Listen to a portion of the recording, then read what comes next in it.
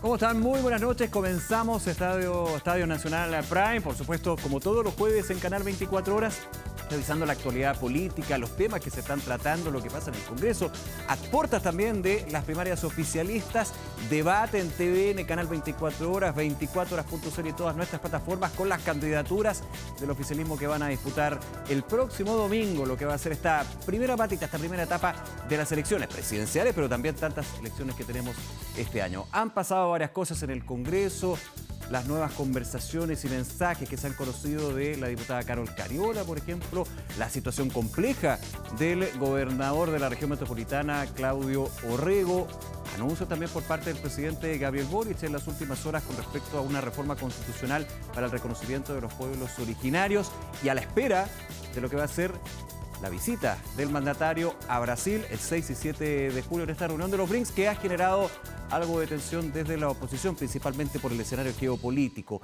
Esto, evidentemente, uno de los tantos temas que vamos a estar conversando con nuestro entrevistado, también con nuestro panel, desmenuzando lo que ha sido esta semana corta, pero no corta de noticias. Aquí comienza Estadio Nacional Prime por Canal 24.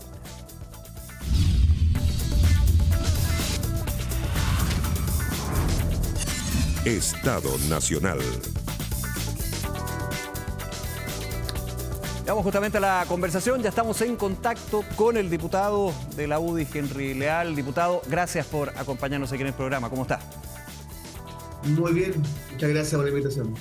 Oiga, diputado, tengo varios temas que vamos a estar conversando en estos minutos, pero primero que todo, bien movido el Congreso, siempre desde la actividad legislativa, pero por sobre todo la situación de parlamentarios. Estaba comentando yo en la introducción lo que ha sido esta información que ha trascendido en notas de La Tercera y otros medios con respecto a nuevos mensajes de WhatsApp, en su minuto con el alcalde de Independencia, la diputada Cariola, se habla de beneficios, de buscar ayuda, soluciones. ¿Cómo se ve este punto en particular? Porque también lo quiero llevar al otro lado, lo que sucedió, por ejemplo, con esta información que se conoció del presidente de la Cámara, el diputado Castro, con respecto a viajes durante la semana distrital. Él descarta cualquier tipo de irregularidad. Bueno, en primer lugar, respecto de la diputada Cariola, usted recordará que ella estaba presidente de la Cámara y a raíz de estos mensajes tuvo bastantes problemas y ahora conocemos nuevos chats. Y claro, hay dos puntos de vista. El oficialismo sale diciendo que son filtraciones, son inaceptables, pero si uno va al tema de fondo, ve el contenido de los chats, son bastante cuestionables. Por el fondo, lo que está ocurriendo es que un parlamentario, una parlamentaria, está yendo un poco más allá de sus facultades como parlamentario. Si tú estás pidiéndole a un alcalde que te deje sin efecto, que te rebaje una multa por partes, estás ejerciendo un rol que le corresponde.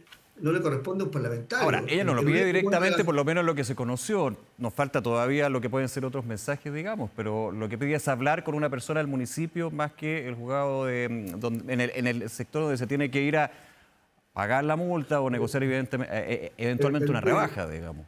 Por supuesto, yo en el pasado ejercí como juez de policía local y es al juez a quien le corresponde poner los antecedentes, dejar sin efecto, anular o rebajar o mantener una infracción de tránsito y no le corresponde a un alcalde. Lo que pasa es que los jueces de policía local tienen una como doble dependencia, dependen de la corte, pero quien paga su sueldo, quien paga su sueldo es el alcalde, entonces hay como una doble dependencia y yo creo que eso es un abuso de la autoridad de un parlamentario. Uno puede hacer gestiones, uno puede ayudar a una agrupación, puede ayudar a una junta de vecinos, puede hacer gestión, representar a sus vecinos, pero pedir en el fondo que se ejerza una labor que le corresponde a un juez de la República, creo que la diputada ha excedido todas sus facultades. Entonces, ya no es un hecho aislado, hemos ido viendo como una constante que se va repitiendo en el tiempo.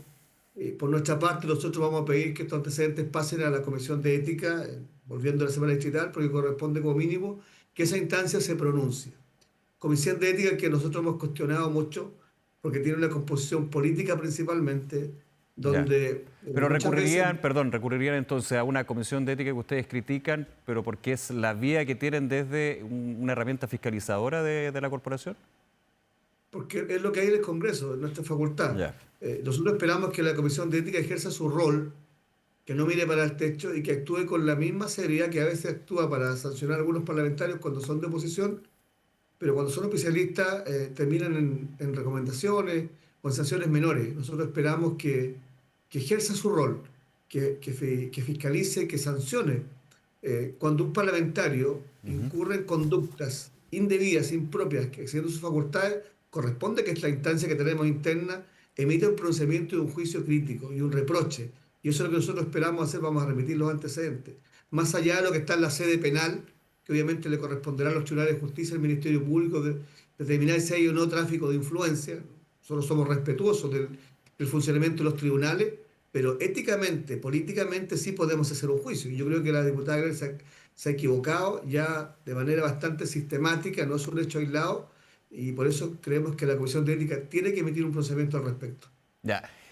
Independiente de que ya haya habido, digamos, un hecho político dentro de la Cámara, lo que fue la renuncia a la mesa que tuvo la diputada Cariola ante la amenaza de una censura, uno podría decir esto ya, yo no quiero decir de que exculpe eventualmente algún tipo de irregularidad, pero desde el punto de vista político y administrativo de la corporación, ¿hubo un efecto por anteriores mensajes que se conocieron?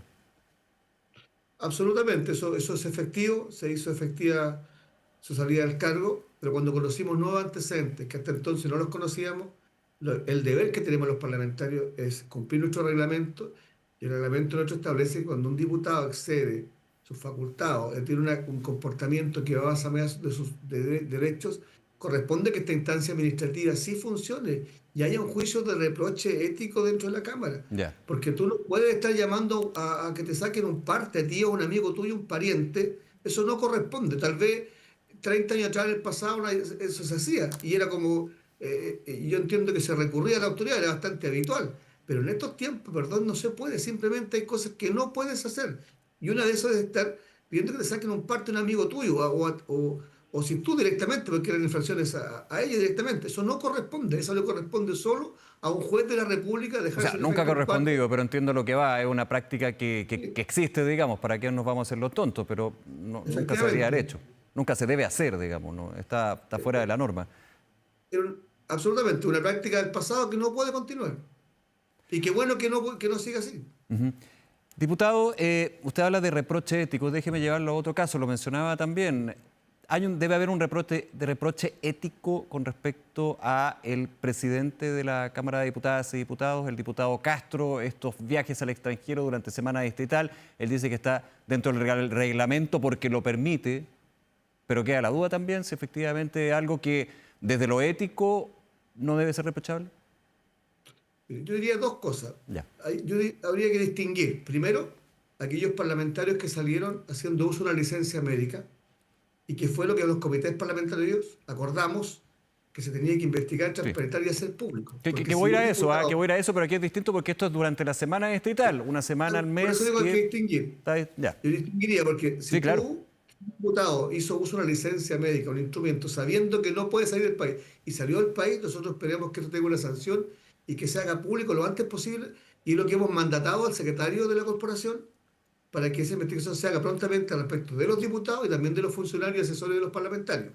Esa es una cosa que esperamos que es absolutamente reprochable, y eso tiene que ver, lo mismo que está diciendo respecto a la diputada Cariola, se tiene que aplicar respecto de cualquier diputado que haya incurrido en esa conducta. Yeah.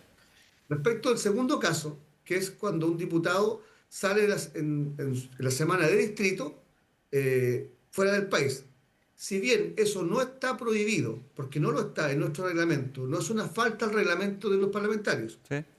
Mi opinión, y la he dicho públicamente, es que tenemos dos obligaciones, a mi juicio. Una es ir al Congreso, los que somos de regiones, ir al Congreso, estar en las sesiones, estar en las comisiones, pero también tenemos una responsabilidad de estar en los distritos que nos eligieron.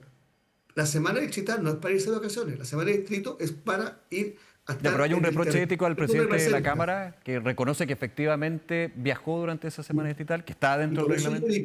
Por eso yo he dicho que en el primer caso, cuando están con licencia, a mi juicio hay una infracción, incluso poder hacer un uso del exceso de un documento médico, que eso es clarísimo.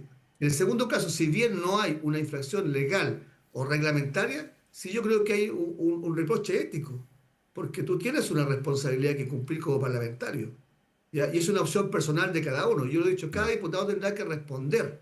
Yo respondo por mí. Y no soy el juez y el inquisidor respecto a los demás parlamentarios. Mi posición es que tengo dos responsabilidades. Y al menos en lo personal nunca he viajado. Nunca viajé ni en semana distrital, y tampoco licencia médica, y lo dejo claro por si acaso.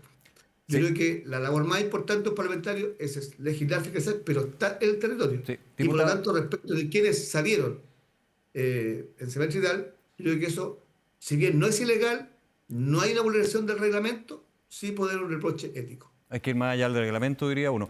Déjeme ir a un punto también que principalmente, y para ir a otros temas, que tenemos varios temas para conversar en el tiempo que tenemos. Esta investigación, auditoría que va a realizar la corporación, así también el Senado, digamos, con respecto a las licencias médicas, viaje, mal uso de licencias médicas, digamos. La mesa, de hecho, apuntó a que se va a hacer esto y se van a dar a conocer los nombres de quienes incurrieron en irregularidades, por ponerlo de ese lado. ¿Usted está de acuerdo? Absolutamente. Nosotros, si estamos haciendo públicamente, cuestionando a funcionarios públicos y hemos hecho puntos de prensa ante los medios exigiendo, tenemos que dar el ejemplo. Ujú. O sea, los diputados no podemos tener doble discurso. Yo no sé si hay ni quiénes son, no tengo la información. Pero si es alguien de mi partido o mi sector político, bueno, será como tiene que ser simplemente. No podemos tener doble discurso. Si un diputado hizo uso de la licencia médica y viajó al extranjero, eso es un mal uso indebido, corresponde que se sepa públicamente. Si no tenemos facultades ni para pedir la renuncia ni nada de eso, pero sí va a tener una sanción política absolutamente. La ciudadanía va a reprochar con más fuerza. Y a los políticos donde más nos duele es cuando la gente que nos elige, ese castigo es el que más le duele al político. Más que la multa de la Comisión de Entiendo. Ética, es cuando la ciudadanía, tus electores, reprochan una conducta, una forma de actuar. Yo creo que eso se hace públicamente. Entonces, yo espero, si hay diputados o diputadas que salieron con licencia médica, esperamos que se sepa públicamente, y yo creo que tiene que haber un reproche incluso ya más allá de lo ético. Sí tiene que haber una sanción de la Comisión de Ética como mínimo, más allá de las responsabilidades políticas o lo que le afecte comunicacionalmente a ese parlamentario. No podemos tener dos discursos. Hemos exigido que se vayan del gobierno, que el gobierno diga quiénes son, que Sí, se vayan claro. los funcionarios públicos, y lo decimos habitualmente, Ajá. y también tiene que aplicar para nosotros, pues no podemos tener aquí doble moral. Diputado Henry Leal, lo llevo a otro tema. El presidente Gabriel Boric anunció la presentación de una reforma constitucional para el reconocimiento de los pueblos originarios. Primero que todo, ¿qué le parece este anuncio del mandatario? Mira, estuve en ENELA, el Encuentro Empresarial de la Araucanía, Ujú. y hubo 3 candidatos parlamentarios. Estuve toda la mañana en esa actividad muy importante para la Sí. región, y fue Johannes tema. Kaiser, Jaime Mulet y José Antonio Cast estuvieron. Así es. Y fue tema. Al menos casi se mostraron en contra del reconocimiento constitucional. Mire, yo creo que acá primero, a mí lo que el presidente lo hace al final de su gobierno. Entonces me va a decir, no, es que eso fue la recomendación que hizo la Comisión para la Paz y el Emprendimiento. El reconocimiento constitucional es un tema que se viene hablando en la Araucanía hace mucho tiempo. Y había incluso hasta bastante consenso en que sería bueno, pero precisarlo, ¿qué significa eso? Porque el reconocimiento constitucional habría que aclararlo muy bien, si son de derechos respecto de los Ujú. derechos colectivos. ¿Qué va a implicar para el Estado de Chile? ¿Es el reconocimiento de una nación? Yo no estoy de acuerdo. Chile es un solo país y una sola nación. Si es un Ahora, pero eso ya quedó reconocimiento, zanjado, digamos, con todo el proceso sí, claro, constitucional, especialmente en el primero, donde no hay allá voy. plurinacionalidad. Chile es un solo país Ujú. y por lo tanto no caben 2 o 3 naciones. Chile es una sola país. Cuando yo por ahora no estoy de acuerdo en avanzar en ello, esa es la posición personal. Yo respeto hay miradas distintas, yo creo que no es como ir. Ahora, pero Porque, todavía no ¿sabes se ha qué ingresado el pasa? proyecto, pues. Habrá que leerlo antes, Sí. ¿no? Pues hay que ver el detalle. En principio, yo creo que Chile es un solo país, una sola nación. Reconocemos a los pueblos originarios. Depende mucho cómo venga redactado. Ya. ¿Ya? Yo creo que la técnica legislativa es fundamental. Pero si me va a significar que vamos a reconocer una nación dentro de la otra nación, yo no estoy de acuerdo. Pero si vamos a reconocer a los pueblos originarios como preexistentes del Estado de Chile, yo estoy dispuesto a avanzar en esa materia. Pero depende cómo venga redactado, porque no es menor cómo se redacta en la Constitución. Pero antes de eso, y nosotros hemos sido críticos, el presidente se está yendo, le quedan un par de meses. Ujú. ¿Por qué esperó todo su gobierno y lo hace al final? Entonces, de pronto da la impresión que es por cumplir un compromiso de su campaña que lo deja al final y lo deja para el próximo gobierno, porque todos sabemos que una reforma a la Constitución tiene quórum altos. Ujú. Y hoy día no creo que estén los votos del Congreso para eso, esa es la verdad de las cosas. Entonces va a ser como un saludo a la bandera, va a decir yo cumplí, envié el proyecto y que lo vea el próximo gobierno. Porque eso es lo que va a ocurrir. Estamos a 4 meses y medio de la próxima elección. Ahora, pero usted mismo decía, y entendiendo evidentemente, una reforma constitucional no es cualquier proyecto y puede demorar un tiempo y puede evidentemente traspasar lo que es este periodo legislativo y este último periodo del gobierno. Pero al comienzo usted decía, ya hay bastante consenso en términos del reconocimiento constitucional de los pueblos originarios. Hay que ver el detalle, estoy de acuerdo, pero hay consenso. Es que depende cómo se redacte. Si es el tema. Que ahí está la clave. Piñera, mire, todos los candidatos presidenciales, o una parte importante en los últimos tiempos, han comprometido esto, pero nunca se ha materializado, porque tiene complejidades. Pero yo, antes que avanzar en ese tema, yo creo que el Estado, el gobierno, tiene que preocuparse también de que todo el territorio de la República esté integrado al país. Y hoy día lo dijimos públicamente, presidente, pero primero hagamos que Temuco-Icui fuera parte del Estado de Chile, pues. Porque hoy día en la comuna de Ercilla, en la comunidad de Temuco-Icui, no está integrada al país. A esa comunidad, a ese territorio, no entra nadie, que ellos no quieran. Pero cuando usted ¿cómo quiere que se judicial, comprometa, digamos, o en un tipo de acción llegar a eso? Entendiendo el diagnóstico. bueno, que se cumpla con la ley y con el Estado de Derecho, pues. Si aquí que se cumpla con la ley, ni más ni menos que eso. No puede haber territorio donde el Estado no ingrese. Y mire, las veces que el Estado ha entrado, ¿sabe lo que ha encontrado ahí? La última vez, 1000 plantas de marihuana en algunas casas. Hubo un procedimiento, entraron 700 efectivos de la PDI y lo repelieron a balazos con armas de guerra. Entonces, cada vez que el Estado quiere entrar, tienen que entrar con tanquetas y tienen que entrar y salir. Entonces, es un territorio que hoy día no está siendo ocupado por el Estado de Chile. Y eso no puede ocurrir porque, ¿sabe qué? Todos los autos que se roban en el Mayeco terminan en el Temuco-Icui. Si hay droga, hay vehículos robados, todos sabemos eso. Entonces la pregunta es por qué el gobierno del Estado de Chile permite que eso siga ocurriendo. Si esa comunidad no es un territorio tan grande, tiene entrada y salida. ¿Por qué no se controlan todas las entradas y las salidas de Temuco-Icui? Y podríamos saber qué entra y qué sale. Y eso no se está haciendo. Con toda la tecnología, con drones, con la capacidad que tenemos, eso es bastante inexplicable.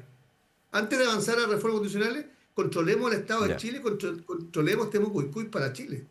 Nos quedan unos minutos. No quiero despedirme de usted sin conversar un poquito brevemente sobre este año electoral y lo que se ven ahora, las primarias del oficialismo, de los partidos del oficialismo donde no participan los partidos de oposición. Su expectativa y por sobre todo, gane quien gane, cómo se va armando la derecha o las derechas, como se ha dicho tantas veces con mira a noviembre. Yo creo que la campaña de verdad va a partir al día siguiente de las primarias. Y lo digo objetivamente, porque yo sé que me van a decir, oye, pero su candidata en la última semana ha bajado la encuesta y José Antonio Caz la tiene encontrada. Yo le aseguro que después de la primaria va a cambiar completamente el panorama político. No da lo mismo quien gane. No da lo mismo que gane Toá o que gane Jara. Y tengo la impresión que esa primaria la va a ganar Jara. Y si eso ocurre, nosotros vamos a tener que tomar con mucha fuerza del día siguiente la campaña de Evelyn Matei. Creemos que tenemos la mejor candidata. Y estamos convencidos que si Jara gana esa elección, yo creo que, no sé si el mundo moderado de este país va a estar dispuesto a votar por una candidata comunista. Y creo que Matei es la que puede aglutinar un mundo moderado y de centro. Vamos a trabajar para que eso hable, para hablarle a ese mundo. Y si gana Toá, bueno, vamos a tener que hacer un esfuerzo aún más adicional. Esta elección está completamente abierta. Quedan aún 5 meses, puede pasar muchas cosas. Hoy día, luego de escuchar a Kaiser y de escuchar a Kast en mi región, la Araucanía, la verdad que vi poquito de propuestas. Vi más de arenga, de ver quién era el más duro, pero la Araucanía y Chile no solamente necesita decir que vamos a cumplir la ley, que vamos a ser duros, también requiere hacer una propuesta de futuro. También necesitamos una propuesta de futuro. ¿Cómo volvemos a crecer, a generar a su juicio, José Antonio Caz y Johannes Kaiser no han mostrado propuestas de futuro. Lo que yo escuché hoy día en ELA, escuché una competencia que era el más duro y que quería aplicar más, que iba a luchar más contra el terrorismo. Pero ¿y eso no tiene sostén, digamos, en el votante de derecha, que se ha hablado tanto, más que en los subterfugios, de alguna manera, como que hay que tener más mano dura? Mire, si Evelyn también tiene mano dura, porque antes se sabe cómo hacerlo, pero también tenemos que pensar que la Araucanía necesitamos volver a crecer. No todo es terrorismo en la Araucanía, porque perdóneme, en Temuco no hay terrorismo, no hay en la zona de la costa, está en Mayeco, está en la zona roja. La zona roja. La gente de Temuco, la gente del mundo rural necesita tener conectividad, tener internet, tener trabajo, volver a crecer. Y por supuesto que el terrorismo hay que combatirlo y enfrentarlo y salir a buscar esos grupos radicales que son 4 o 5 células que existen, el Estado tiene que salirlos a buscar. Y necesitamos alguna ley o un presidente de la República que le diga, ¿sabe qué? Si usted va a enfrentar a un terrorista y usted lo condena, yo lo voy a indultar. O sea, tenemos que darle facultades verdaderas a las policías, perseguirlas, pero también una mirada de futuro para el país y para la región. Si necesitamos volver a crecer, a generar trabajo, la Araucanía no crece. Tiene problemas de infraestructura graves. Miren, si tenemos todavía más de 100.000 personas que no tienen agua para beber en la Araucanía. Entonces, también esperábamos propuestas ahí y se vio bien poquito. Más arenga, más crear Maduro, más conflicto, pero pocas propuestas de futuro y cómo volvemos a hacer que esta región se ponga de pie y crezca. Diputado Henry Leal, nuevamente gracias por acompañarnos en Estado Nacional aquí en Canal 24 Horas. Diputado, que esté muy bien. Cuídese. Muchas gracias a usted. Hasta luego, gracias. Momento de hacer una pausa, ya llega nuestro panel, distintos temas, varios temas que nos quedan ahí en la mesa para ir desglosando en esta previa de primaria. Recordemos, debate el día domingo, TVN Canal 24 Horas, todas nuestras plataformas. Pausa, ya regresamos con más del programa.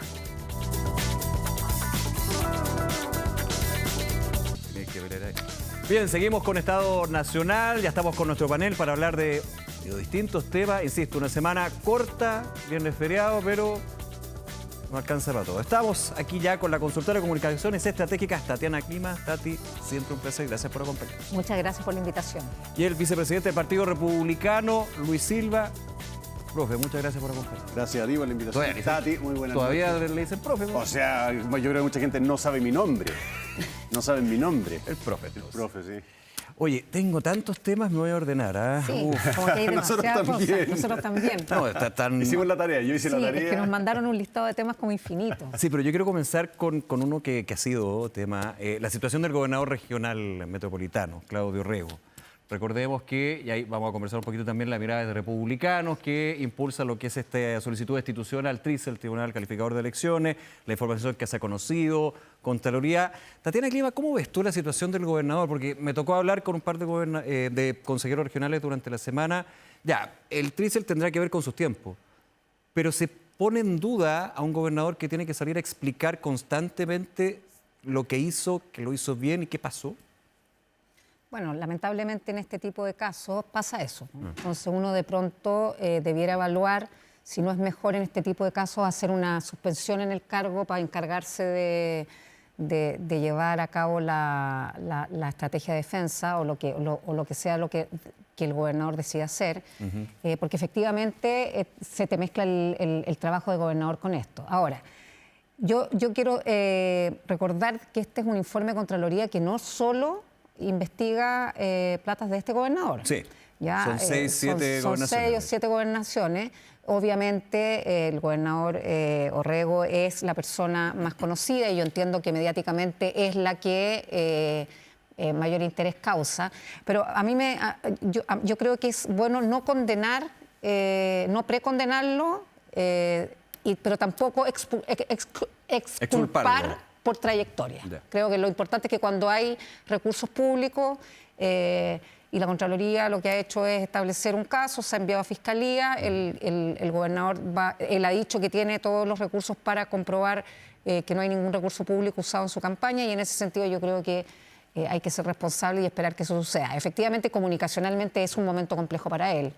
Y más allá de lo que suceda en el futuro, claro, estar en esta situación ocupando un cargo que además es muy demandante, es complejo a rato porque te inhibe que en cualquier actividad como gobernador puedas llevar a cabo esa actividad sin que te pregunten en qué está o este otro caso. Recursos públicos para proyectos, efectivamente. Digamos, oiga, pero queda la duda. Queda la duda. Entonces, claro, es complejo, es un momento complejo para él. Luis Silva. Yo lo veo tremendamente complicado, creo que este es un ejemplo perfecto para ilustrar ese dicho, ¿no? Si el río suena es porque piedras trae. Evidentemente que con esto yo no estoy atribuyéndole ninguna responsabilidad aún, y esto también es importante, creo una distinción importante para preservar la presunción de inocencia de cualquier persona, sí, claro, que es la distinción entre el hecho y la evaluación jurídica de derecho. ¿No? La evaluación jurídica de derecho la tienen que hacer el TRICE en su sede, responsabilidad política, la Contraloría en su sede, responsabilidad administrativa, la Fiscalía en su sede y el Tribunal, responsabilidad penal. Ellos juzgan, pero los hechos son bien elocuentes de por lo menos un caos presupuestario, por lo menos. Hoy día estuve leyendo este informe de Contraloría que abre un sumario porque un proyecto de mirador en el Cerro Renca, que eran 8.300 millones de pesos, se eleva en su ejecución en un 83%, o sea, casi el doble. ¿No? Habrá llegado a 15.000 millones y tú dices, ¿quién hizo la evaluación de este proyecto? Después está el caso de su asesora de confianza, ¿no es cierto?, que está administrando el presupuesto y que en trato directo, ¿no? Mayuri creo que se llamaba, ¿no? Sí.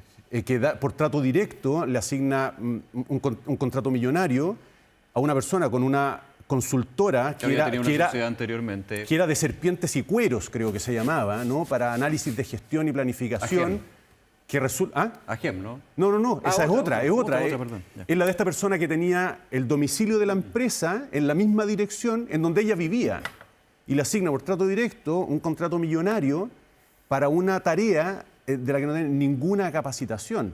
Está el tema de Procultura, que es tremendamente delicado, la designación de Alberto Larraín en la corporación. Déjame tenerme un segundo ahí entendiendo, claro, aquí hay dos veredas, digamos, desde lo judicial, y eso las instituciones tendrán que ver, y la investigación, pero también desde un poco lo que decía Tati, y siguiendo tu línea, de cuando lleva piedra, cuando piedra suena... Cuando suena es porque trae piedra. Ahora, pero déjame hacerte un caso que es distinto de otro municipio en términos municipales.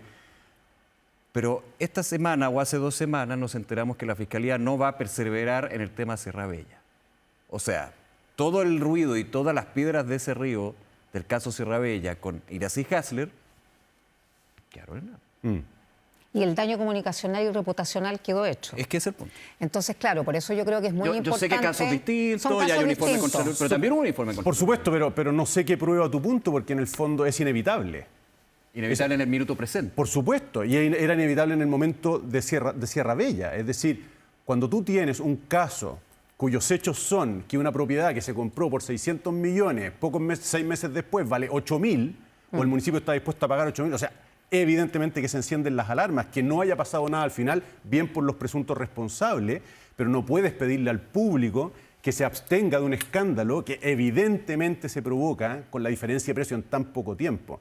Y aquí con el caso del gobernador Orrego lamentablemente pasa lo mismo. Hay una cuestión que no deja de ser interesante, yo sé que es delicado, pero a mí me llama la atención la excusa a la que recurre el gobernador Orrego constantemente. Yo no he usado ni un fondo público para financiar mi campaña.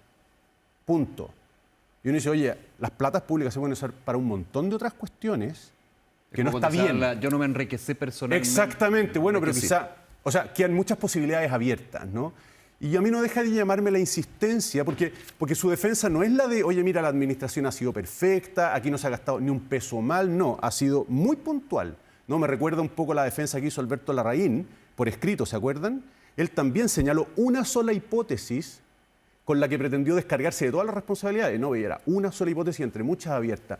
Entonces yo veo complicado al gobernador Orrego y me pregunto qué va a pasar, y esto lo hago parafraseando a Francisco Orrego, su contendor en las elecciones, ¿no? Que le preguntó abiertamente en el debate final, que no sé si fue aquí en este mismo canal, en TVN, le dijo, gobernador Orrego, ¿qué pasa, ¿no? si usted llega a ser formalizado? ¿Qué pasa si va a ser?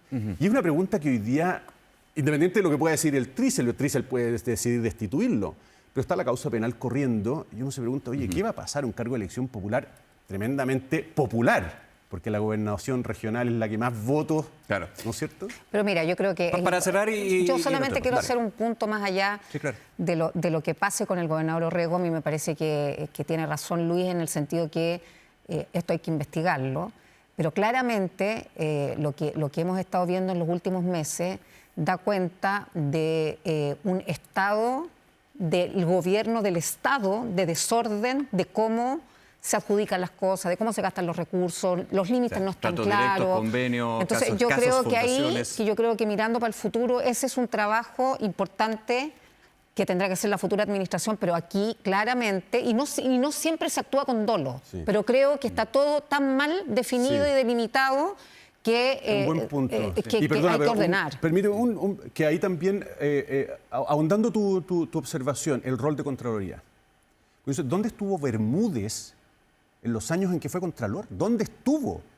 Yo no recuerdo una sola fiscalización efectiva, ruidosa, a nadie del Contralor Bermúdez. Dorothy Pérez no lleva un año y tiene todo patas para arriba. O sea, cada 2 días aparece un lo que quiero decir es que si cíclico. nosotros tuviéramos una fiscalización permanente con el estándar de Dorothy Pérez, probablemente tendríamos una administración pública mucho más ajustada a los rigores de la ley. Voy a otro tema porque también quiero hablar un poquito de primaria. Estamos... Sí, claro. Inevitable. O sea, Inevitable. imagínate. Pero antes lo conversaba con el diputado Leal y quiero conversar también con ustedes, Tati, Luis.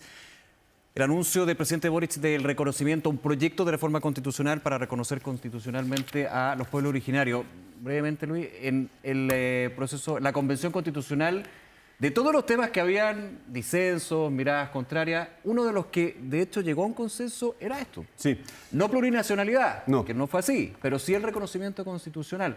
Ahora, ¿qué te parece que se presenta un proyecto? Uno pensaría, si hubo consenso en un lugar donde los consensos eran bastante mínimos, entendiendo las circunstancias, Sí.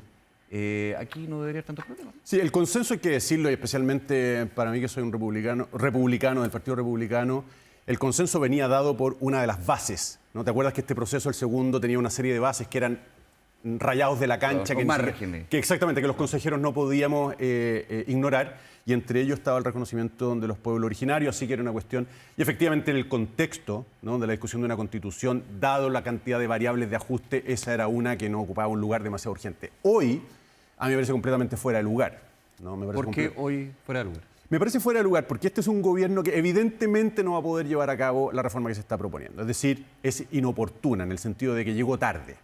Segundo, a mí me parece que el Estado le debe a los chilenos una respuesta clara acerca del trato de igualdad que van a recibir los miembros de las comunidades indígenas, los pueblos originarios y el resto de los chilenos. Porque hoy día creo que prevalece la sensación de desigualdad, de injusticia, de privilegio respecto de los pueblos originarios. Por lo tanto, a mí, que me reconozcan en la Constitución a los pueblos originarios sin darme garantías de que aquí ellos van a ser tratados con las mismas reglas que somos tratados los que no pertenecemos a las distintas etnias reconocidas por la ley, me parece riesgoso porque lo que no se puede ignorar, y no digo que esta sea la inspiración del proyecto que presenta el gobierno hoy, pero lo que no se puede ignorar es que subyace, está latente en Chile, una ideología indigenista que enarbola esta causa para avanzar banderas políticas. Eso es un hecho. Tú dices que se elimine la máxima, digamos, de la Constitución en términos de la igualdad ante la ley de todos los chilenos y chilenas. A mí me parece que esa máxima, con muchas leyes, reglamentos y conducta, hoy día no rige para todos, igual. Eso es lo que me parece. Bueno, claramente tenemos un problema. Tenemos un problema en el sur, tenemos un espacio de tierra en el sur que no sabemos muy bien qué pasa ahí. Ahora, tratar de... Yo he visto como las reacciones del anuncio del presidente hoy día me parecen un poco curiosos, en el sentido de que este es un primer paso de una serie de recomendaciones que hizo la Comisión para la Paz, que fue un grupo de personas transversales. Luego el presidente ha anunciado que empieza la consulta indígena durante el segundo semestre también. Y la verdad es que no sé muy bien cuál es la propuesta que podría estar al frente de esto. Yo no sé bien cuál es el camino, porque lo hemos intentado todo. El gobierno del presidente Piñera fue un poco más agresivo al inicio y terminamos con los estados de sitio los estados de excepción que se prolongan hasta el día de hoy.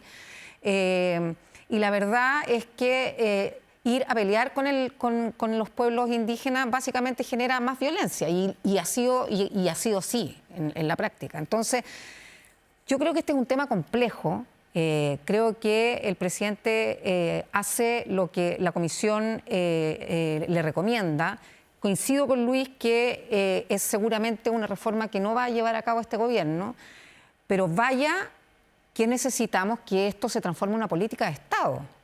Porque si no sigue el próximo gobierno con una aposta razonable de poder sentar bases administrativas, legales, constitucionales, que permitan en algún minuto sentarnos a conversar y solucionar este problema de alguna manera normal, la verdad es que vamos a estar como estamos hasta hoy día, que cada gobierno ha hecho su propia intentos bajo sus propios paradigmas, con sus propias ideologías y no hemos logrado nada. Pero fíjate que yo rescato lo que supongo o quiero interpretar que puede ser la inspiración de la propuesta de Henry Leal, que lo leí hoy día, ¿no es cierto?, decía algo así como, mire, antes de tramitar esta reforma constitucional, solucionemos el problema de Temuco y Cuy. Eso ¿cierto? lo dijo hace un minuto. Claro, ya. Independiente de que ese problema tenga una solución y qué solución sea esa, yo lo que entiendo es que para muchos chilenos avanzar el reconocimiento indígena cuando tienes una situación como la de Temuco y Cuy es incoherente. Es incoherente. O sea, solucióname un problema que realmente no tiene justificación. O sea, nosotros tenemos hoy día un territorio en el que la soberanía nacional no rige, en donde ya nadie duda que hay tráfico ilegal de madera, tala ilegal, han habido tomas por supuesto, no puede entrar la ministra de cultivo de droga, en fin. La ilegalidad máxima impune.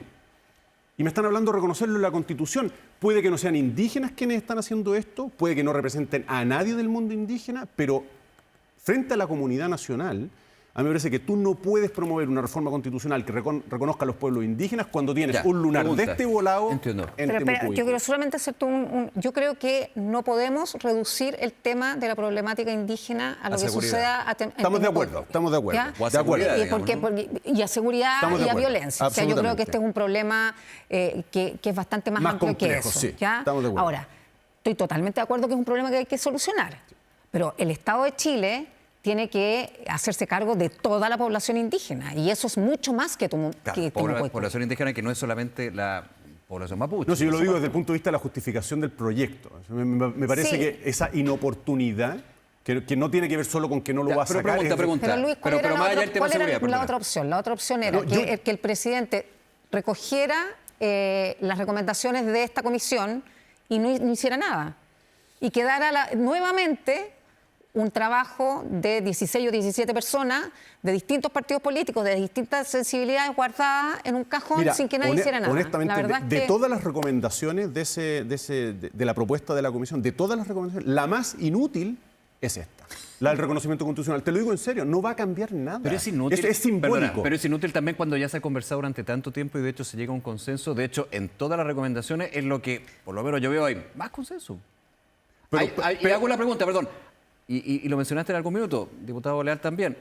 ¿Hay un temor a la plurinacionalidad considerando que ya esa se rechazó en un plebiscito? Yo, no sé. Personalmente no es la variable que a mí me asusta hoy día. ¿No? Y yo creo que si es la que suscita más consenso es precisamente porque es la más inocua, la más inútil.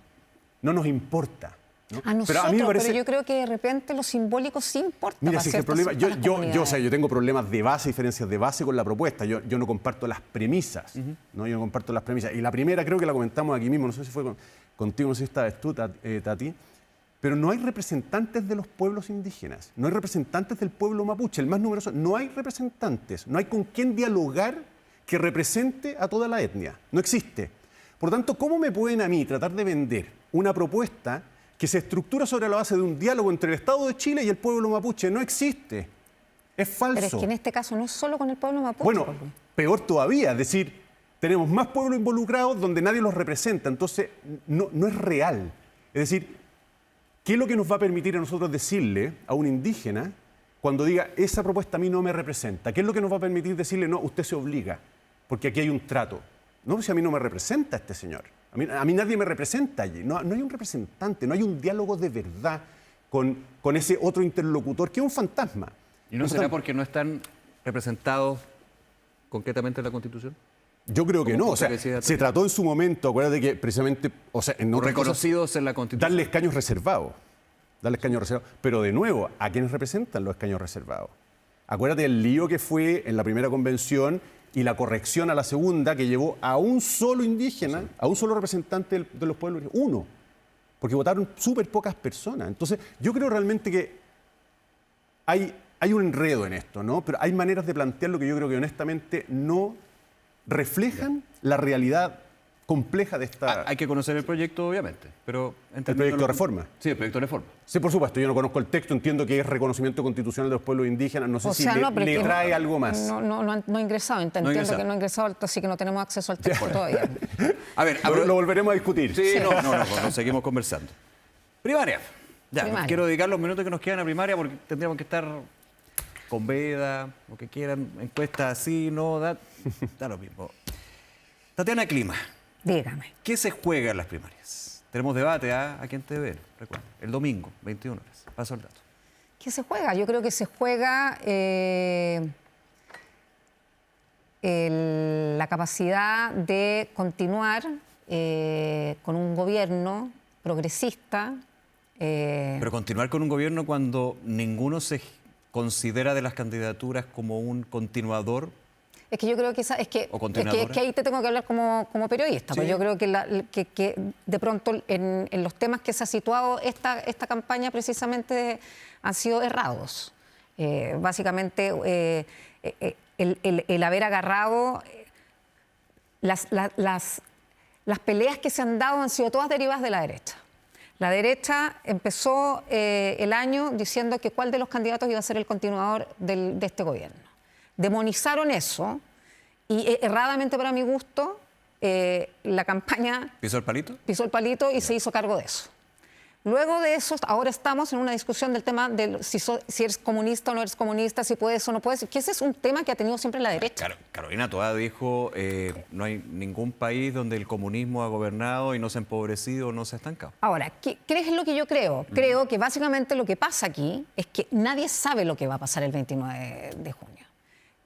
La elección del candidato del oficialismo está abierta.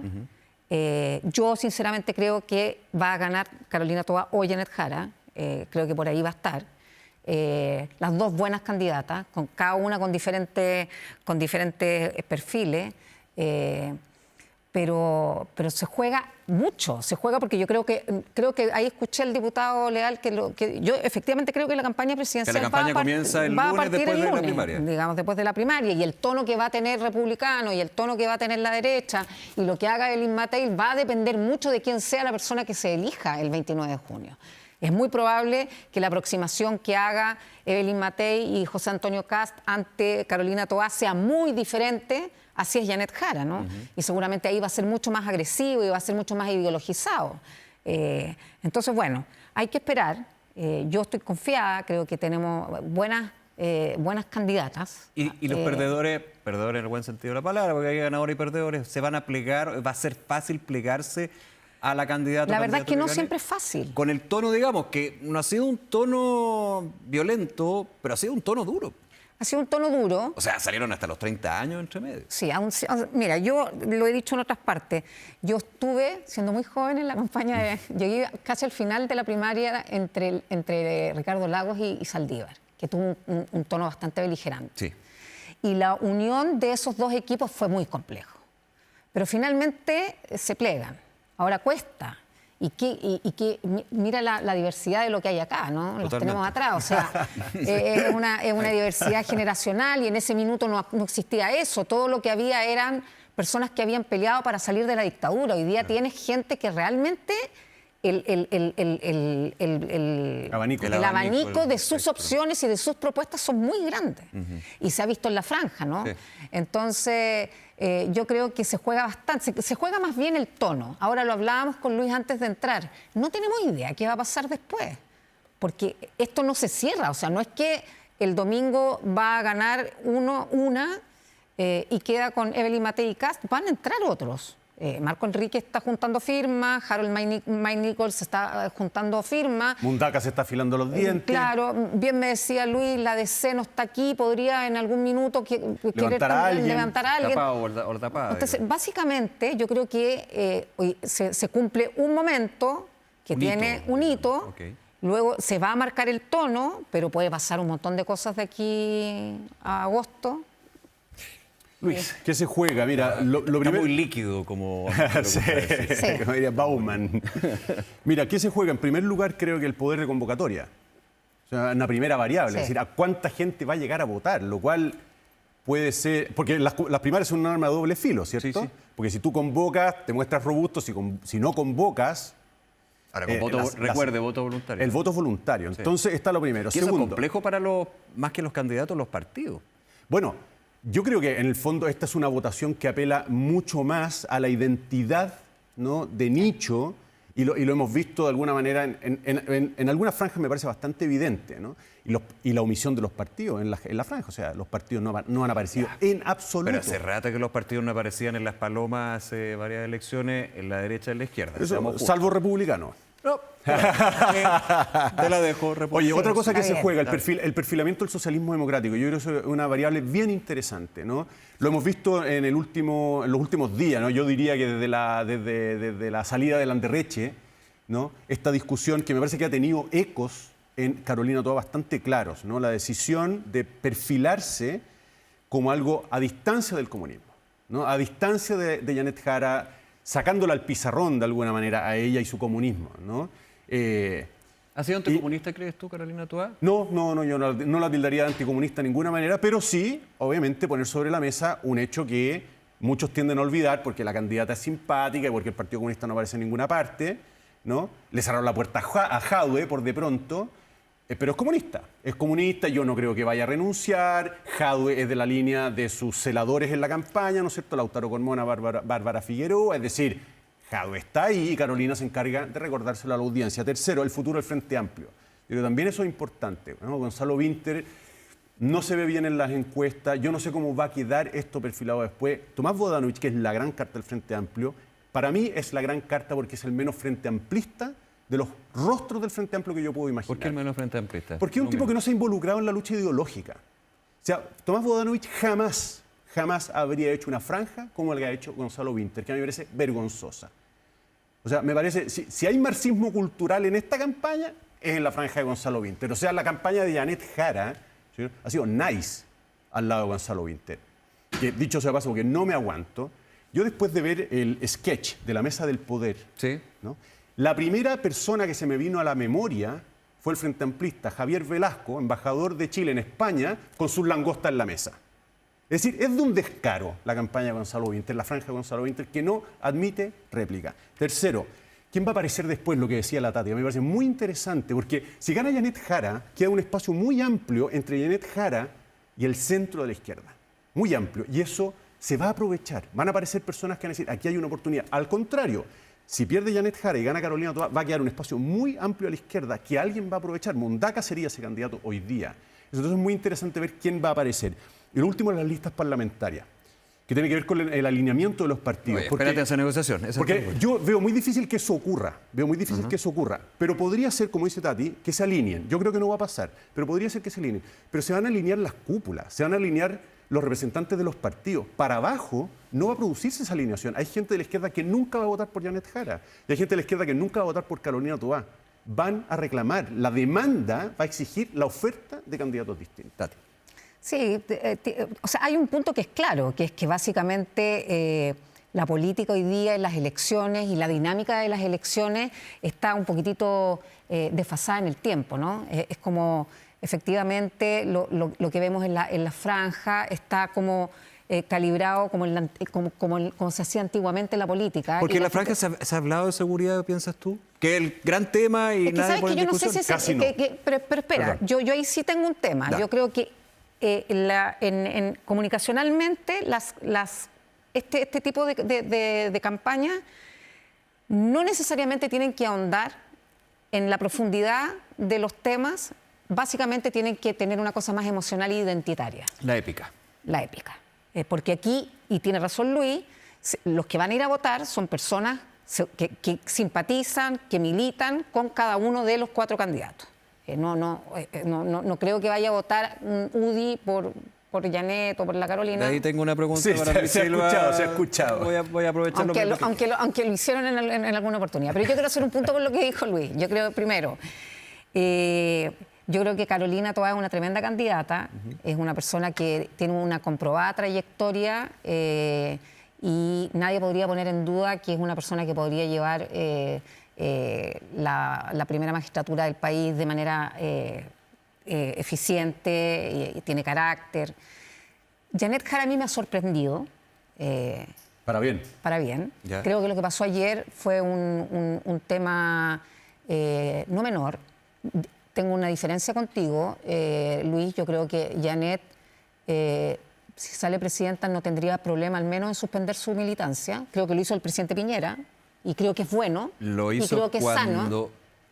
Renunció a la ARN. ¿Pero renunció en la campaña o cuando llegó a ser presidente? No, yo estoy hablando cuando sea presidente. Ah, ya. Estoy hablando Pero de no, pero ahí lo que dicen es cuando llegue a noviembre, suspenda, que uno diría... Espera, pero, pero mira lo que pasó ayer. Ayer pasó algo que la verdad es que es contrario a lo que la gente habla del Partido Comunista. Ayer pasó que el presidente del Partido Comunista salió diciendo que Jadwe iba a tener un espacio en la campaña. Que sería, bueno, bastante solitario el comentario de Lautaro Carmona. Porque y de resulta ahí... que la candidata, que uno podría decir que es comunista, que se tenía que alinear, porque los comunistas, porque hay toda una cosa que se habla de los comunistas, podría haber dicho, bueno, ya, lo que diga el partido. Y tuvo una muy buena respuesta. Y ella salió a decir que la que decidía era ella. Y que Jadwe, muy bienvenido a volantear como cualquier partidario, sí, eso fue... pero que no iba a estar en la cúpula de eso. Entonces, a mí me parece que hay que bajar un poco el tono con el tema del comunismo. A mí, yo la verdad es que creo que, yo le decía a Luis, entiendo que es súper... Pero Carolina, espera, Tati, perdona, pero Carolina Toa lo pone en los debates. Es que creo que es correcto. Jaime Quintana... Es que creo que es correcto, porque es una estrategia comunicacional correcta.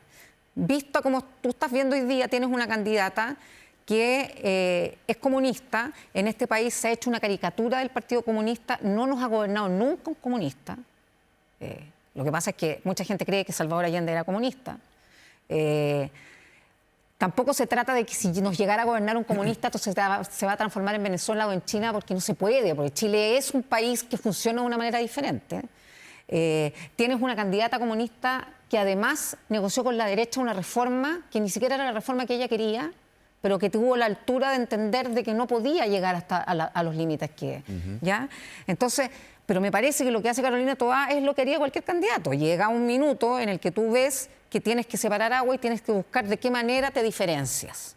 Y la diferencia que ha hecho ella, el 29 veremos si le resultó o no le resultó. Sí. Es decir, a un lado están las personas que representan al Partido Comunista, los que representan a lo que pasó en el estallido social, y por este otro lado estoy yo, que represento gobernabilidad.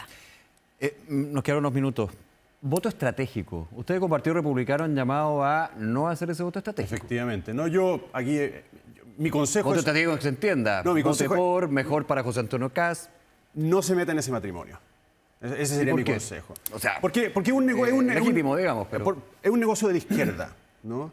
Ellos conocen sus sensibilidades, que ellos resuelvan quién es su candidato. Esta idea de que la política actúa como un mecanismo físico en el que si tú activas A se produce B y como se produce C yo voy a obtener C, es un error. Porque la política no responde a esos patrones. Bueno, de hecho no les resultó en la elección pasada. Salieron todos a votar por Gabriel Boric. Claro, yo no fui, por supuesto. Yo no fui, y Gabriel Boric terminó siendo presidente de la República. Yo aprovecho de decirle el ejemplo que estamos poniendo en la mesa. No, yo aprovecho de decirle, por favor, a cualquier persona que esté de derecha, que esté pensando en votar en la primaria de la izquierda para producir un resultado favorable a la derecha, que no lo haga. Y si lo va a hacer, que no lo haga por Janet Jara. Pongo otro ejemplo. Karina Oliva, Claudio Rego. Ahí tiene. Ahora, yo no voté. De Morga Cristiana en su minuto, pero... Yo no voté. Pero también se oyó muchísimo. Se oyó muchísimo. Pero ahí te estabas jugando el cargo. No la candidatura, que es distinto, ¿no? Porque sí, ahí era la segunda vuelta. Era la segunda vuelta y era el cargo y Karina Oliva... En fin. No, pero además convengamos que a Karina Oliva le pasó esto sí, como... el escándalo de los últimos días. Que la liquidó en una semana. Sí, perdón, pero no quería desviar. Perdona, Luis. No, pero ya dije lo que tenía que decir. Es decir, si me pide el consejo y usted es una persona de derecha que quiere ir a votar a las primarias, sí o sí, yo le digo, no le dé el voto a Janet Jara, no le dé el voto al Partido Comunista, no sume votos a esa bolsa, independiente de los resultados que usted busque. Pero mi consejo sobre todo es no se meta en ese matrimonio. Me quedan 3 minutos. ¿No tiene clima para acelerar ese punto? No, yo creo que esta cuestión va... Mira, yo creo que sí es importante la convocatoria. O sea, no nos hagamos leso y bien es mi sector, pero creo que es importante saber cuánta gente va a salir a votar. Y va a ser una buena noticia si la convocatoria es amplia y va a ser una mala noticia si la convocatoria es baja, eso está claro. Pero la verdad es que yo estoy confiada en que lo que pase el domingo va a terminar siendo una elección donde el resto de las candidaturas va a terminar plegándose a esta candidatura. Y espero que así sea, porque si no es un ejercicio perdido. Abuso de su buena onda porque me queda poquito menos de un minuto. En segundos, un tema que también quiero llevar. Gabriel Boric 6-7 de julio, Brasil, invitado por Lula da Silva, reunión BRICS. ¿Sí o no? ¿Por qué? Por favor, perdón. Bueno, yo no iría porque me parece que juntarse en la misma mesa hoy día con Cuba no es una buena junta. Me parece, en el ámbito internacional. Me parece que los socios que están allí, China, Rusia, Irán. Me parece que no es la mejor compañía hoy, pero en fin, no. No, yo no sé si pertenecer al BRICS es una decisión de Estado que se tomará en su minuto, pero creo que el presidente primero tiene mucha cercanía con Lula da Silva. Porque visitar no es estar en el BRICS, es ser invitado. Efectivamente, usted a mí me parece que... Es una invitación además de Lula, sí, del presidente de Brasil. Creo que en este caso, siendo quien lo convoca Lula, no me parece grave. Yo creo que el presidente ha sido bastante claro con la política de Estado, con la política internacional, así que no me parece que se tenga que hacer un tema. Creo que el presidente va, escuchará, y eso no quiere decir más que eso, la participación de una cumbre de países que efectivamente hoy día no están en la mejor posición, pero no me parece que sea grave. Tatiana Clima, Luis Silva, muchísimas gracias como siempre por acompañarnos. Y gracias por la buena onda en los últimos minutos, pero... Nos portamos bien. No, o sea, espectacular. Somos, pero ideales. Invitados de nuevo, como siempre. Muchas gracias. Y a ustedes, gracias por acompañarnos. Que tengan un excelente fin de semana. También aquí a Estado Nacional. Recuerden, tvn.cl, canal24horas.cl. Tenemos debate, 21 horas. También aprovecho de invitarlos porque a las 20 horas puede cambiar, pero a las 20 horas tenemos previa digital. Yo, con buenos invitados, viendo el backstage, las caras, quién se saluda, quién no. Son interesantes también en estos años electorales que tenemos. Gracias, cuídense, nos vemos, chao.